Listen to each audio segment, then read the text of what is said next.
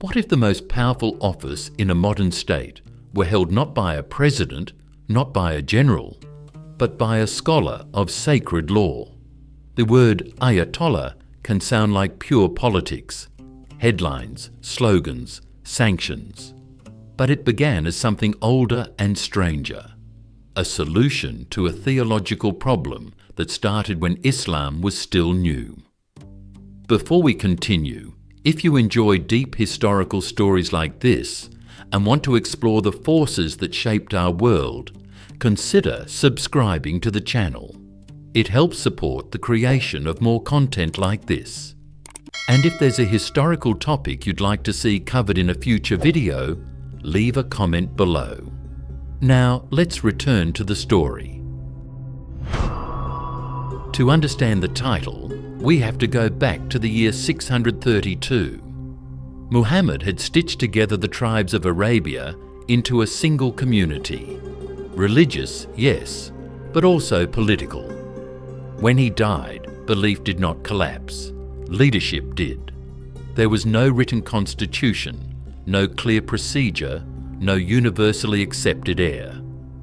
And in the silence after the Prophet, the Muslim community faced a question with enormous consequences. Who has the right to guide the faithful? One answer was practical. Many leaders argued that the community should choose a successor through consultation among respected companions. That successor was called a caliph, successor, and the first, Abu Bakr, was selected to preserve unity and continuity. But another answer was sacred. A different group believed authority could not be separated from divine intention. For them, leadership belonged to the Prophet's closest family. Above all, to Ali, Muhammad's cousin and son-in-law, married to Fatima, the Prophet's daughter. If revelation had changed the world, they reasoned, then guidance after the Prophet could not be left to politics alone. Supporters of Ali became known as Shiite Ali, the Party of Ali. Over time, that name shortened into Shia. Those who accepted the early caliphs formed what would later be called Sunni Islam. What began as a dispute over succession hardened into different legal traditions, different memories, and ultimately different identities. Today, Sunnis are the majority of Muslims worldwide, while Shia communities form a minority, often estimated around 10 to 15%. Yet with majorities in places like Iran and Iraq, and large populations elsewhere. For Shia Muslims, the story did not end with Ali. In fact, it intensified, because if authority was divinely designated, then it followed a lineage. From this idea emerged the Shia concept of the Imam, not simply a ruler, but a uniquely guided leader with the duty and the ability to interpret revelation correctly for every generation. Here the meaning of Imam is different from everyday usage. In Twelver Shiism, an Imam is not elected. He is not chosen by a council. He is appointed by God through inheritance within the Prophet's family line. And according to this theology, the Imam is more than a political figure. He is a guardian of meaning, a living key to the Quran. But history was brutal to that sacred chain. Imams were opposed, watched, imprisoned, and, in Shia memory, often martyred. And then comes the defining mystery for the largest Shia branch, the Twelvers. Twelver Shiism teaches that there were 12 legitimate Imams descending from Ali and Fatima. The 12th, Muhammad al-Mahdi, did not die publicly. Instead, he disappeared. Tradition describes two phases, a minor occultation, when the hidden Imam communicated through appointed agents, and a major occultation beginning in 941 CE, when those communications ceased and concealment became total, continuing to the present. Twelvers believe the Imam remains alive by divine will and will return near the end of time to restore justice. And that belief creates a vacuum. If the rightful leader is hidden, who leads in the meantime? Who interprets divine law? Who settles disputes? Who speaks with authority when scripture meets daily life? Marriage, trade, inheritance, war, technology. The answer did not appear overnight.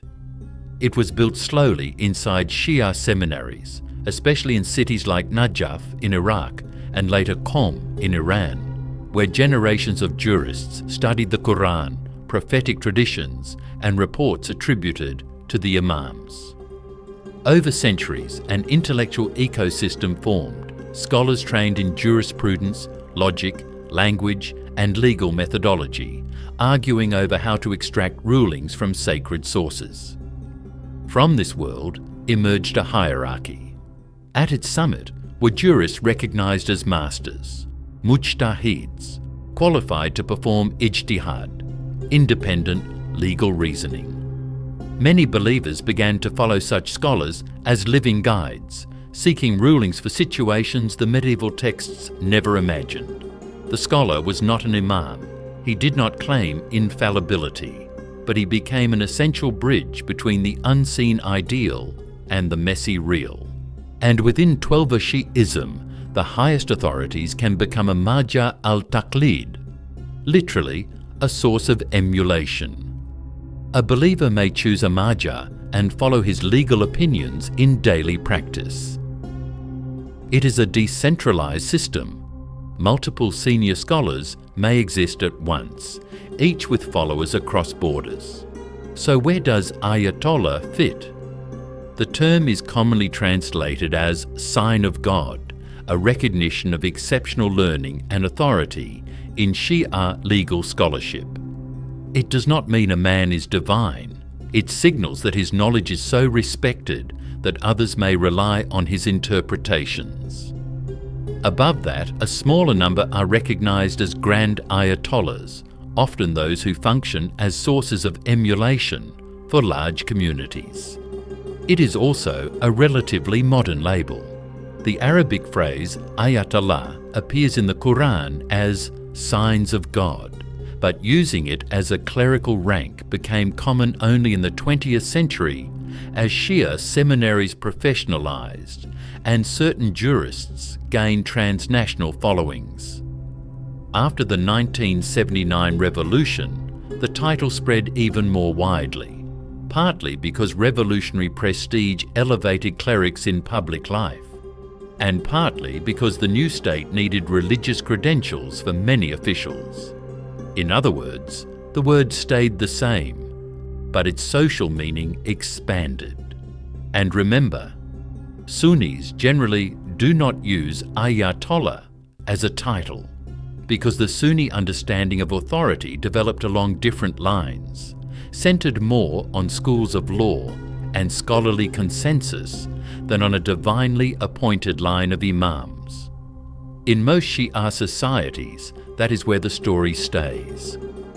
Ayatollahs influence communities through sermons, teaching, charity networks, and legal opinions. They may criticize rulers, endorse movements, or remain quiet. Their power is moral and social, strong, but not automatically governmental, except in one place. In Iran, the title became fused with state authority. How did that happen? The answer lies in the turbulence of the 20th century, when a monarchy tried to modernize a country at high speed and discovered that identity can be as explosive as economics. In the early 1900s, Iran was reshaped by a new royal order aiming to build a centralized, modern state. Reformers pushed national education, secular courts, infrastructure, and a stronger military. They encouraged Western-style dress and limited clerical power in law and schooling. For some Iranians, these changes promised strength and dignity. For others, they felt like forced imitation and cultural erasure. Under the next monarch, modernization accelerated, land reform, industrial projects, expanded state bureaucracy, and new social policies. Tehran, grew into a modern capital, but modernization also produced winners and losers. Inequality widened, political repression tightened, and many religious leaders saw secularization as an attack on Islamic identity. Among the most influential critics was a cleric who would transform a scholarly debate into a revolutionary program, Ruhollah Khomeini. Khomeini's key move was conceptual. For centuries, many Twelver scholars had accepted a pragmatic separation. Ultimate legitimacy belonged to the Hidden Imam, while earthly rulers, often flawed, managed politics. Clerics guided believers on law and ethics, but they did not claim the throne. Khomeini argued that this was not enough. In his lectures on what became known as Guardianship of the Jurist, he claimed that in the Imam's absence, qualified Islamic jurists do not merely advise the state, they should govern it. The jurist, he argued, has a duty to protect society, implement Islamic law, and defend the community from tyranny and foreign domination. Government, in this view, is not morally neutral. It is an extension of divine sovereignty. Ideas travel faster than armies. From exile, Khomeini's message spread through recordings, writings, and networks of supporters. By the late 1970s, Iran erupted. Protests, strikes, and state violence accelerated a crisis the monarchy could not contain. In 1979, the monarchy collapsed. Revolutions are coalitions. Liberals, leftists, nationalists, and religious forces all opposed the old regime. But once it fell, organization mattered. The clerical network proved disciplined and rooted, and Khomeini returned with a constitutional blueprint. Iran was declared an Islamic Republic by referendum. A new constitution embedded the doctrine of guardianship into the state's foundation. At the top stood a role unlike the presidents and prime ministers of other republics: the supreme leader, the leading jurist entrusted to safeguard the system's Islamic character. This office is not chosen by direct popular vote.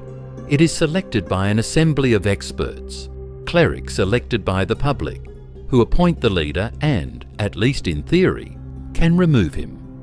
Once appointed, the leader holds extraordinary powers: command over the armed forces, influence over the judiciary and state media, and decisive authority in major strategic decisions. Iran still holds elections for president and parliament, but the system is layered.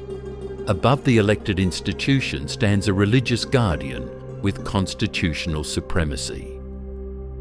Another institution reinforces this structure: the Guardian Council, a body that reviews legislation passed by Parliament to ensure it conforms to the Constitution and to Islamic law as interpreted by jurists. It also vets candidates for key elections, meaning people can vote, but only among those approved to run. Supporters of this model argue that it protects moral integrity and shields the state from corruption and foreign interference. Critics argue that it narrows political competition and limits pluralism. Either way, the result is historically rare: a modern state where a jurist's authority can outrank the ballot box. So what is an Ayatollah?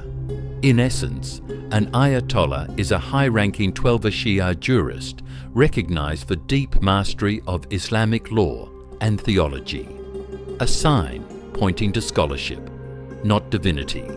In most of the Shia world, he guides believers. In Iran, one jurist can also become the constitutional guardian of the state itself. And here is the unresolved tension at the heart of the story. Twelver Shiism waits for a hidden imam, an ultimate leader who by definition is absent from history's stage. Yet political life demands decisions now. Ayatollahs arose to fill the gap, first as interpreters, then, at least in one revolutionary experiment, as rulers. In the end, The title Ayatollah is not just a label. It is the product of a long argument about legitimacy, whether power should come from the community, from lineage, from law, or from God. It is a reminder that for millions of people, politics is never only practical. Sometimes it is sacred. If you enjoyed this video, subscribe to the channel for more stories that uncover the hidden forces behind history.